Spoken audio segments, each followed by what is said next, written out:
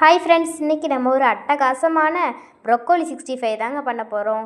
அதுக்கு வாங்க நம்ம பண்ண ஆரம்பிக்கலாம். ஃபஸ்ட்டு வார்ம் வாட்டரில் மஞ்சத்தூள் கல்லுப்புலாம் போட்டுக்கலாம். ஒரு 3 நிமிஷம் அதில் ப்ரொக்கோலியை போட்டு நல்லா கொதிக்க வச்சுக்கோங்க. 3 நிமிஷம் போதும், ரொம்ப நேரம்லாம் பண்ண வேணாம். அதுக்கப்புறம் பார்த்திங்கன்னா நம்ம அதை எடுத்து தனியாக வச்சிடலாம். அதுக்கப்புறம் நம்ம ஒரு பவுலில் நான் இப்போ 1/2 கிலோ ப்ரொக்கோலிக்கான அளவு தான் சொல்கிறேன். ஃபஸ்ட்டு கார்ன்ஃப்ளவர் மாவு 2 ஸ்பூன் போட்டுக்கோங்க. கரம் மசாலா 1/2 ஸ்பூன் போட்டுக்கோங்க. சிக்கன் 65 மசாலா 2 ஸ்பூன் போட்டுக்கோங்க.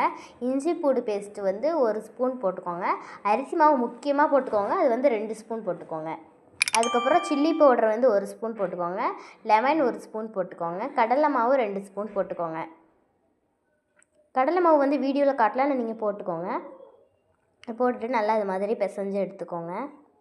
அதுக்கப்புறம் அந்த ப்ரொக்கோலியெல்லாம் நம்ம உள்ளே போட்டுடலாம்.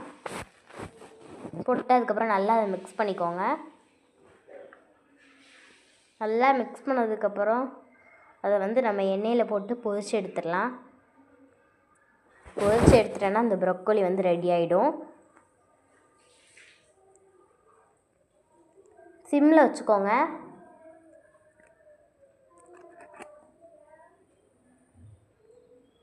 பார்த்திங்கன்னா டேஸ்டியான ப்ரொக்கோலி ரெசிபி ரெடி ஆகிடுச்சு.